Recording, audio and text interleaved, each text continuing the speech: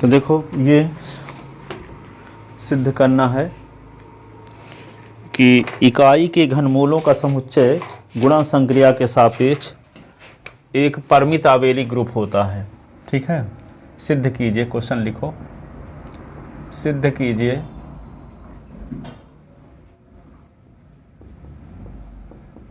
इकाई के घनमूलों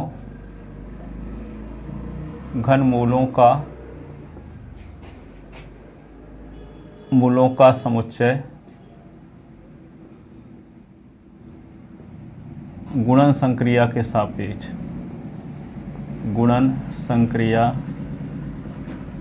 सापेक्ष सापेक्ष एक परिमित आवेली ग्रुप हो, सापेक्ष एक परिमित आवेली समूह, परिमित आवेली समूह होता है, परिमित आवेली समूह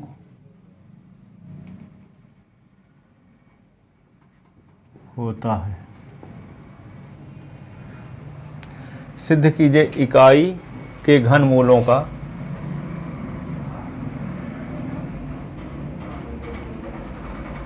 का समुच्चय गुणन संक्रिया के सापेक्ष एक परिमित आवेली समूह होता है।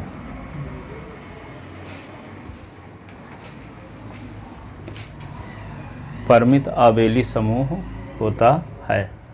ठीक है, तो देखो इकाई के घनमूल निकालते हैं। जैसे आप घनमूल निकालते थे किसका, 8 का घनमूल निकालते थे, तो 8 का घनमूल 1/3 लिखते थे, तो 8 को लिख सकते थे 2 × 2 × 2 की घात 1/3। ठीक है, तो यहाँ पे 2 की घात 3, 3 की घात 1/3, तो ये कट गया तो 2 बचा, तो 2 का 8 का घनमूल क्या आ गया, 2। ठीक है, 27 का घनमूल निकालोगे तो क्या आएगा, घनमूल यानी घात 1/3, तो क्या होगा 3 × 3 × 3 की घात 1/3, तो ये क्या लिख दोगे 3 की पावर 3 अब फिर 1/3, तो कट गया तो क्या आएगा 3। इसी प्रकार तो इसके जैसे अब 25 का वर्गमूल जो होता है, 25 का वर्गमूल तो 1/2 करना पड़ता है ना, तो 25 का वर्गमूल के 5 × 5, ठीक है, तो पावर 1/2, तो यहाँ पे 5 की पावर 2 की पावर 1/2, तो कट गया तो क्या आ गया 5। लेकिन 25 का वर्गमूल 2 होते हैं, एक +5 होता है, एक -5 भी होता है। ठीक है, 25 का वर्गमूल, ठीक है, क्योंकि 5 का वर्ग करोगे तब भी 25 आएगा और -5 का वर्ग करोगे तब भी क्या आएगा 25 आएगा।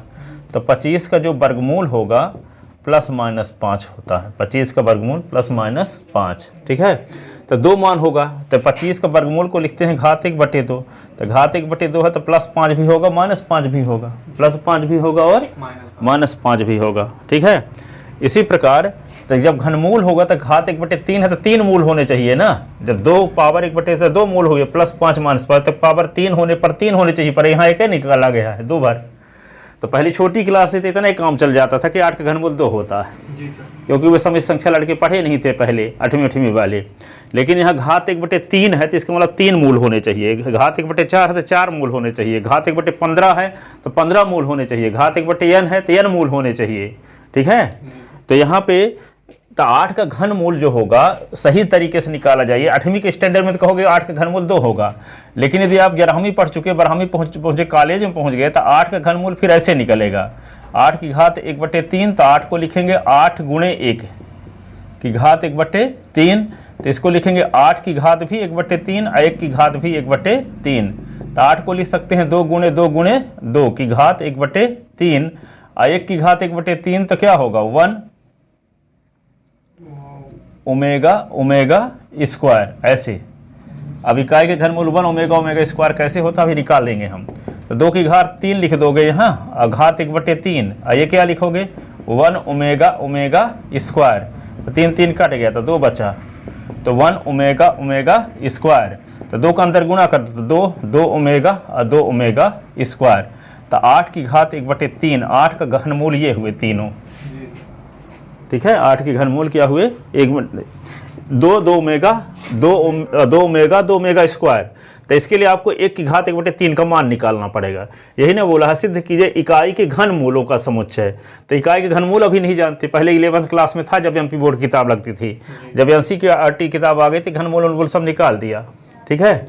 तब उसकी ज़रूरत है यहाँ कॉलेजों में। तो देखो आगे, तो सबसे पहले इकाई के घनमूल निकालते हैं ना। तो देखो, माना 1 की घात 1/3 बराबर x। मान लेते हैं इकाई के घनमूल क्या है, x है, ठीक है। तो ये दोनों पक्षों की घात 3, दोनों पक्षों का घन करने पर, तो 1 की घात 1/3 है ना, तो 3 दोनों साइड में घात लगा दो, दोनों पक्षों का घन करने पर, दोनों पक्षों का घन, ठीक है, घन करने पर, ठीक है। 3 3 कट गया, तो 1 = s³, s³ = 1, तो s³ - 1 = 0, s³ - 1 का क्यूब = 0। a³ - b³ का फार्मूला x² + x × 1 + 1 का स्क्वायर = 0, तो s - 1 x² + x + 1 = 0। फार्मूला कौन सा, a³ - b³ का फार्मूला होता है a - b, a² + ab + b²। ये फार्मूला है जो आप पढ़े थे 9वीं क्लास 2nd चैप्टर में, ठीक है। तो ये फार्मूला लगा दिए। अब देखो दो इसके गुणनखंड आ गए, एक गुणनखंड ये है कि ये है, इसका मतलब s - 1 = 0, x² + x + 1 = 0, ठीक है। तो s = क्या हो गया, 1। अब s = यहाँ -b + -√b² - 4ac/2a, वर्ग समीकरण का सूत्र, ठीक है। तो यहाँ देखो इसकी तुलना जब करोगे तो यहाँ पे क्या है, a बराबर 1 हो जाएगा, जैसे यहाँ पे लिखे देते हैं x² + x + 1। अब इसकी तुलना करेंगे ax² + bs + c से, तो यहाँ 1 है, a बराबर 1, b बराबर 1, b बराबर 1 और c बराबर भी 1 है, ठीक है। तो वैल्यू पुट करेंगे तो यहाँ तो s = 1, तो s = क्या लिखोगे, ये सब रीजन बगल में लिखोगे, है ना। तो s = -b की वैल्यू क्या है, 1 और प्लस माइनस √ b², तो b की वैल्यू 1 है तो 1 का स्क्वायर -4 × a की वैल्यू 1 × c की वैल्यू 1 अपान 2 × 1। तो s = 1 और s = -1 + -1 -4/2। तो s = 1, x = -1 +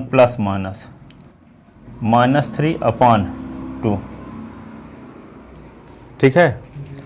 तो ये क्या होगा, x = 1, x = -1 और प्लस माइनस, ये क्या होगा 3 लिख दो × -1 अपान क्या होगा 2।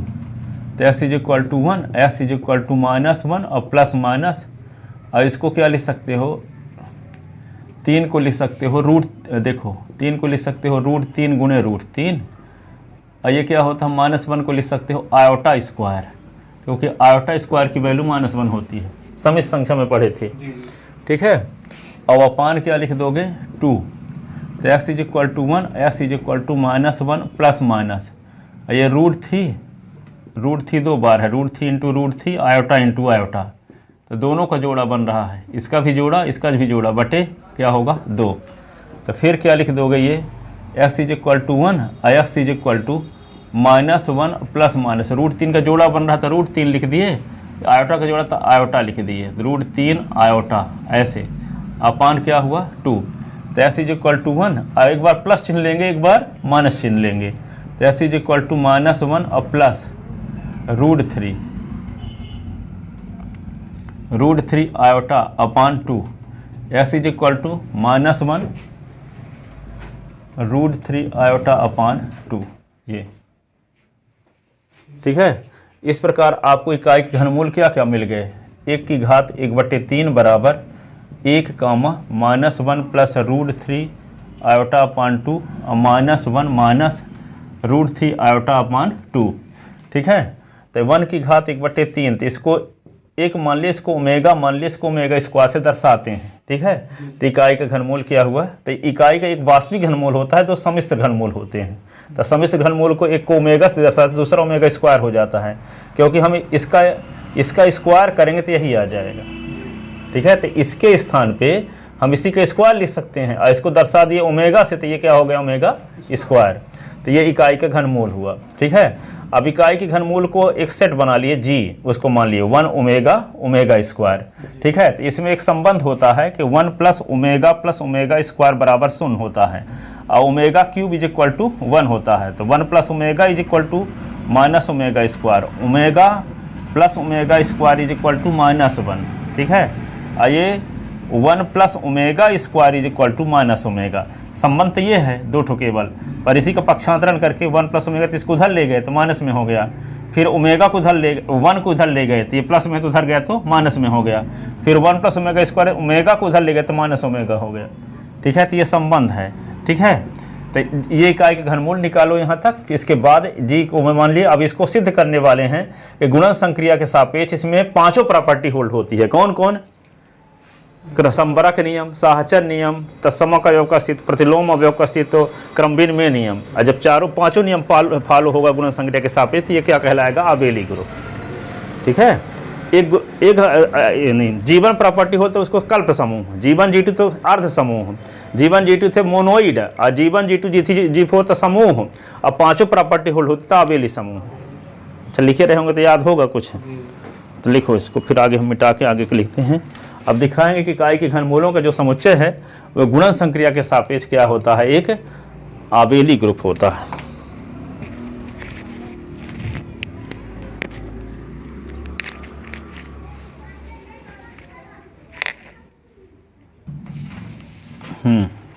अब हम ये दिखाएंगे कि जी क्या है, गुणन संक्रिया के सापेक्ष एक आबेली समूह बनाता है ना।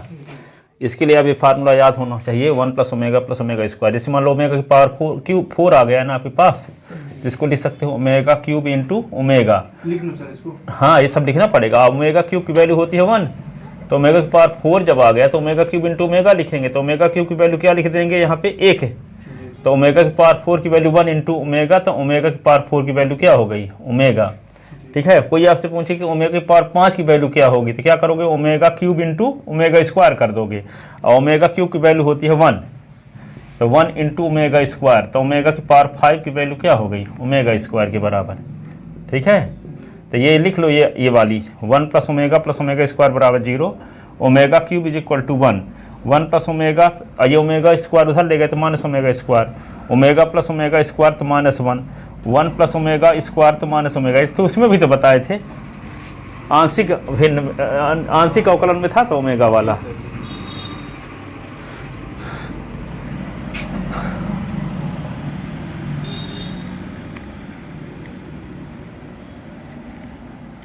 अब हमें सिद्ध करना है, अब हमें सिद्ध करना है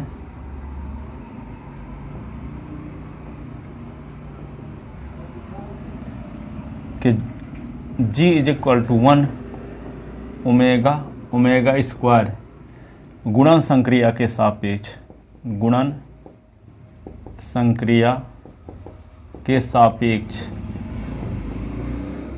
एक परिमित आबेली ग्रुप है। परिमित माने जिसमें अवयव गिने जा सकते हो, जैसे इसमें अवयव कितने हैं, 3 गिन सकते हो, लेकिन कहा जाए पूर्णांक संख्याओं का समुच्चय तो पूर्णांक कितने होते गिने नहीं जा सकते, ठीक है। तो ये अवयवों को गिना जा सकता है, जिसको परिमित बोलेंगे, परिमित समुच्चय है ना। और जिसमें अवयवों को गिना नहीं जा सकता, अनगिनत एलिमेंट हैं, अवयव हैं, तो उसको अपरिमित समुच्चय बोलते हैं। जैसे पूर्णांक संख्याएं गिनी नहीं जा सकती, तो पूर्णांक संख्याओं का समुच्चय जो होगा वो अपरिमित समुच्चय है, लेकिन ये परिमित समुच्चय है क्योंकि इसमें अवयव गिने जा सकते। कितने एलिमेंट हैं, 3, ठीक है ना, गिन सकते हो आप, ठीक है। तो यहाँ पे तो गुणन संक्रिया, अब हमें सिद्ध करना है कि G बराबर 1 ओमेगा स्क्वायर गुणन संक्रिया के सापेक्ष एक परिमित आबेली ग्रुप है। क्या है, आबेली ग्रुप है। ग्रुप को क्या बोलते हैं, समूह हिंदी में, है ना। परिमित आबेली समूह है।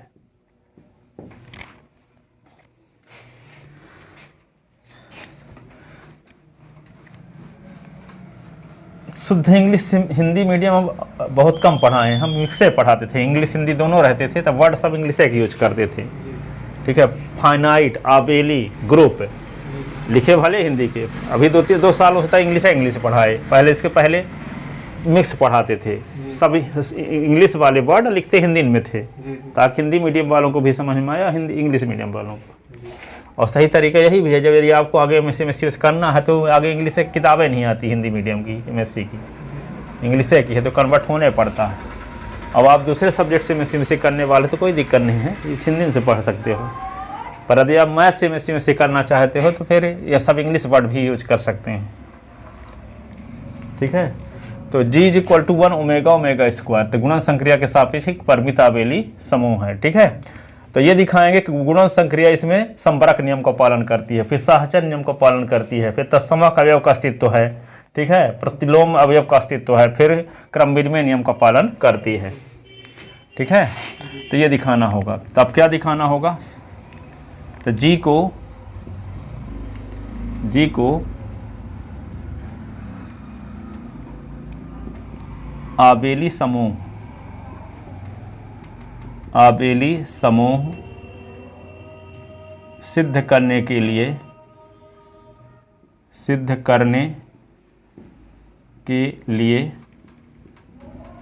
हमें दिखाना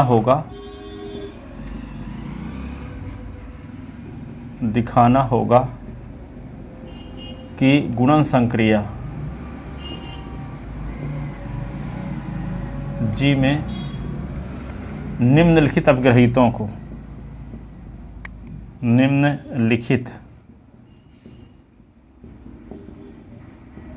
अभिग्रहीतों को संतुष्ट करे।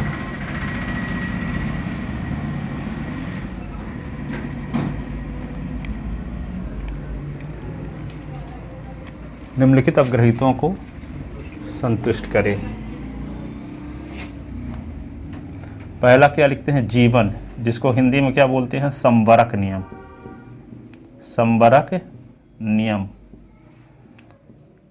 इंग्लिश में कहते हैं क्लोजर प्रॉपर्टी। ठीक है, तो देखो 1 गुणे ओमेगा करो तो ओमेगा ही आएगा, तो जी का ही एलिमेंट है कि नहीं है। ओमेगा गुणे ओमेगा स्क्वायर करो तो ओमेगा क्यूब आएगा, ओमेगा क्यूब का मान 1 होता है, तो जी का ही एलिमेंट है। इस प्रकार हम देखते हैं कि जी के किन्हीं 2 एलिमेंट के बीच गुणा लगाने से प्राप्त रिजल्ट भी जी का ही अवयव है, अतः गुणन संक्रिया जी में संबरक नियम का पालन करती है। ठीक है, जी के किन्हीं 2 अवयव के बीच गुणा लगाने से जो रिजल्ट आता है जी का ही अवयव है कि नहीं है, ओमेगा भी जी का ही अवयव है, 1 भी जी का ही अवयव है। इस प्रकार हम देखते हैं, इस प्रकार हम देखते हैं कि जी के किन्हीं भी 2 अवयवों के बीच संक्रिया गुणन लगाने से प्राप्त परिणाम भी जी का अवयव है। अतः संक्रिया गुणन संबरक नियम का, अतः संक्रिया गुणन जी में संबरक नियम का पालन करती है, संबरक नियम का पालन करती है।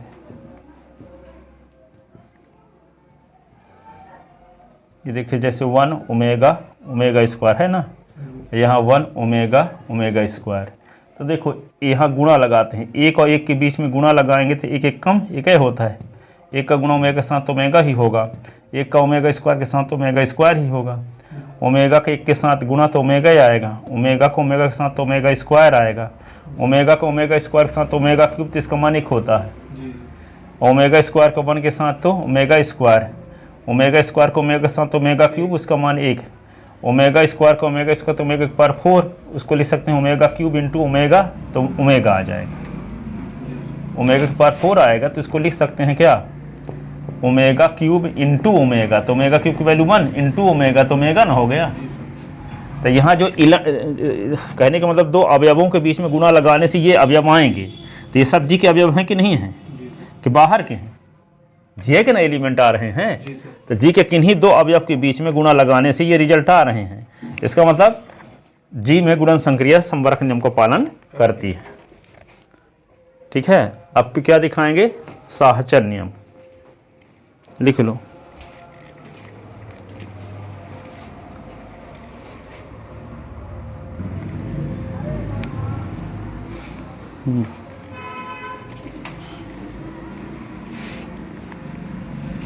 संवर्ग नियम,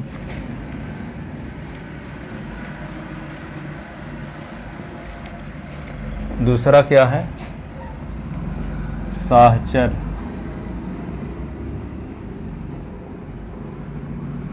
साहचर्य नियम, एसोसिएटिव लॉ, एसोसिएटिव लॉ। तो क्या करेंगे, 3 एलिमेंट माना, 1 ओमेगा, ओमेगा स्क्वायर बिलोंगिंग जी। तब हम देखते हैं, क्या देखते हैं, 1 into omega into omega square, फिर 1 इंटू ओमेगा स्क्वायर। तो देखो यहाँ पे 1 का गुणा ओमेगा के साथ ओमेगा ना, यहाँ omega square, 1 into omega square तो ओमेगा क्यूब, तो ये होगा ओमेगा क्यूब, ये होगा ओमेगा क्यूब, तो 1 इज इक्वल टू 1।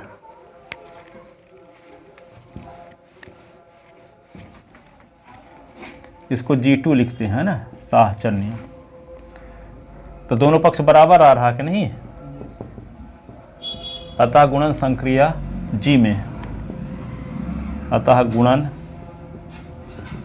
संक्रिया G में साहचर्य नियम का पालन करती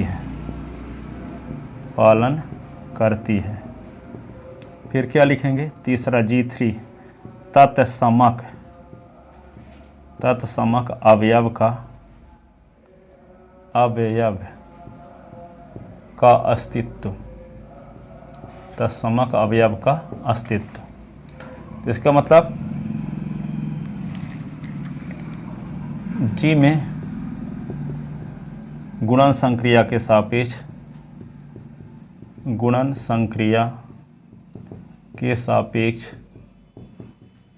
तत्समक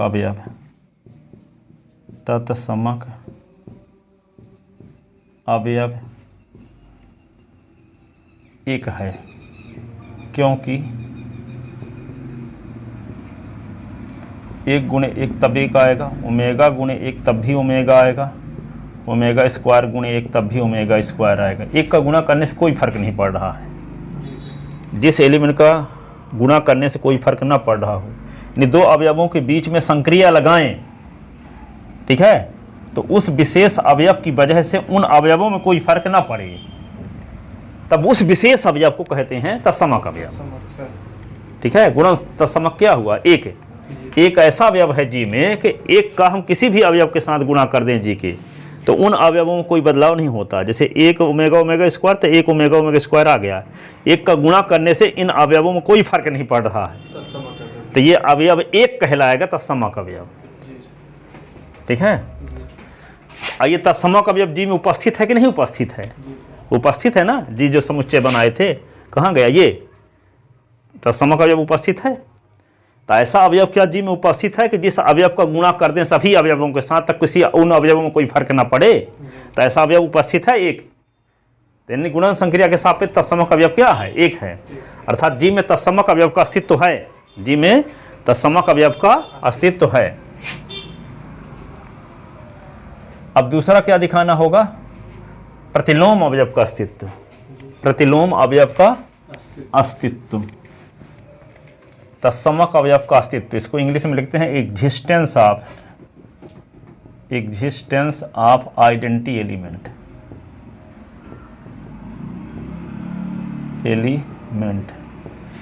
अब आता है प्रतिलोम अवयव का अस्तित्व, G4 प्रतिलोम अवयव का अस्तित्व इसको क्या बोलते हैं? Existence of inverse element.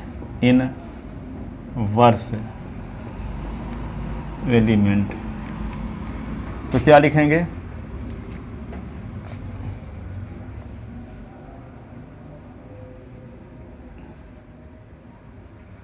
अब देखो हर एक अवयव को प्रतिलोम अवयव, देखो यहाँ पे एक में एक का गुणा कर देंगे, देखो एक में एक का गुणा कर देंगे तो तत्समक अवयव आएगा, तो एक का प्रतिलोम तो एक ही होगा। ओमेगा में किसका गुणा कर दें? ओमेगा स्क्वायर का, तो ओमेगा क्यूब आएगा ना, ओमेगा क्यूब की वैल्यू 1 होती है, तो ओमेगा का प्रतिलोम ओमेगा स्क्वायर हो गया। अब ओमेगा स्क्वायर में किसका गुणा कर दें? ओमेगा का, तो ओमेगा क्यूब आएगा, तो इसका मान 1 आया। देखो यहाँ पे कोई पूछे कि एक का प्रतिलोम अवयव क्या होगा, तो एक में किसका गुणा करेंगे तत्समक अवयव आ जाए, तो तत्समक अवयव को पता चल चुका है कि 1 है, तो एक में एक का गुणा करने से 1 आने वाला है, ठीक है। तो एक का प्रतिलोम अवयव क्या होगा? 1 है, ठीक है। ओमेगा का प्रतिलोम अवयव कौन होगा? ओमेगा में किसका गुणा करने से 1 आएगा? ओमेगा स्क्वायर का, इसलिए ओमेगा का प्रतिलोम अवयव ओमेगा स्क्वायर हुआ। ओमेगा स्क्वायर में किसका गुणा करने से 1 आएगा? ओमेगा का, ठीक है, तो इसलिए ओमेगा स्क्वायर का प्रतिलोम अवयव ओमेगा स्क्वायर हुआ। तो जी में 3 अवयव थे, तीनों का प्रतिलोम अवयव जो होगा वो जी में उपस्थित है, 1 भी है, ओमेगा स्क्वायर भी है, ओमेगा भी है। इसका मतलब जी के हर एक अवयव के प्रतिलोम अवयव का अस्तित्व जी में है। इस प्रकार जी के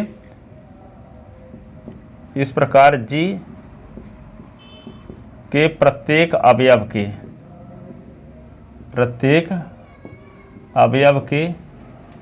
प्रतिलोम अवयव का इस प्रकार जी के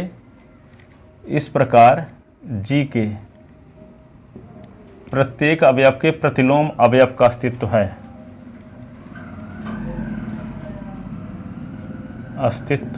प्रतिलोम अवयव का अस्तित्व जी में है।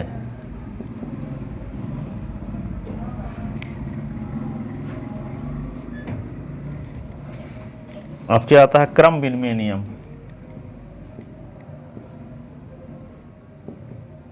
क्रम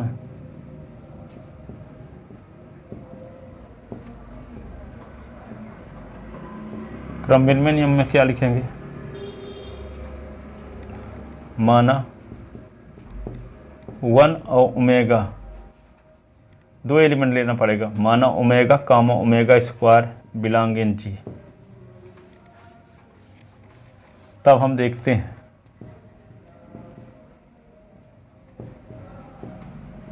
क्या देखते हैं, ओमेगा इंटू ओमेगा स्क्वायर बराबर ओमेगा स्क्वायर इंटू ओमेगा, तो ओमेगा इंटू ओमेगा स्क्वायर तो omega cube, omega square into omega तो ओमेगा क्यूब, तो 1 = 1।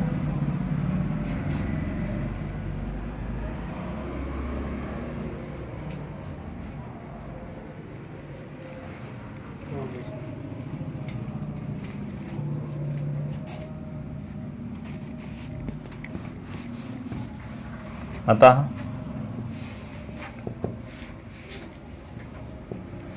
जी में गुणन संक्रिया के सापेक्ष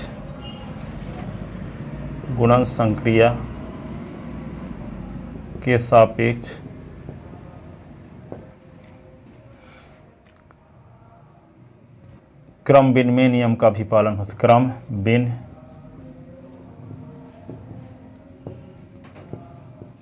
नियम का भी पालन होता है। अतः जी में गुणन संक्रिया के सापेक्ष क्रम विनिमय नियम का पालन होता है।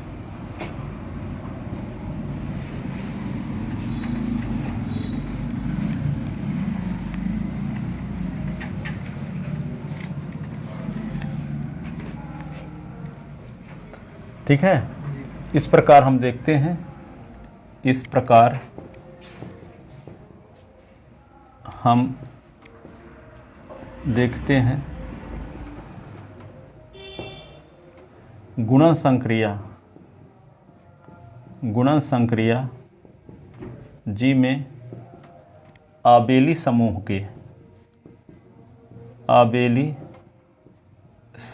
के समस्त अभिग्रहीतों को समस्त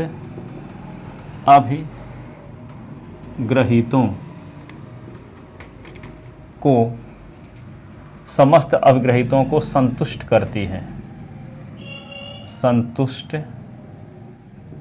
करती है। अतः एक बीजीय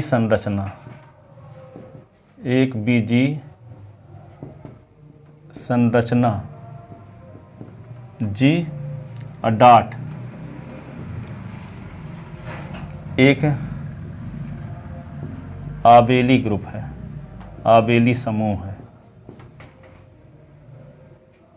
आबेली समूह है। साथ ही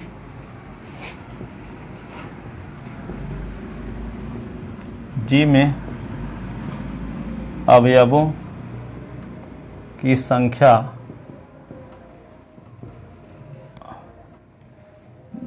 जी में अवयवों की संख्या 3 है, जो कि परिमित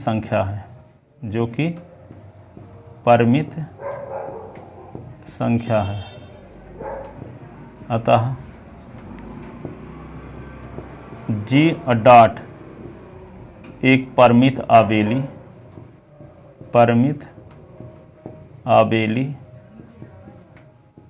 समूह है, परिमित आबेली समूह है। क्या है? परिमित आबेली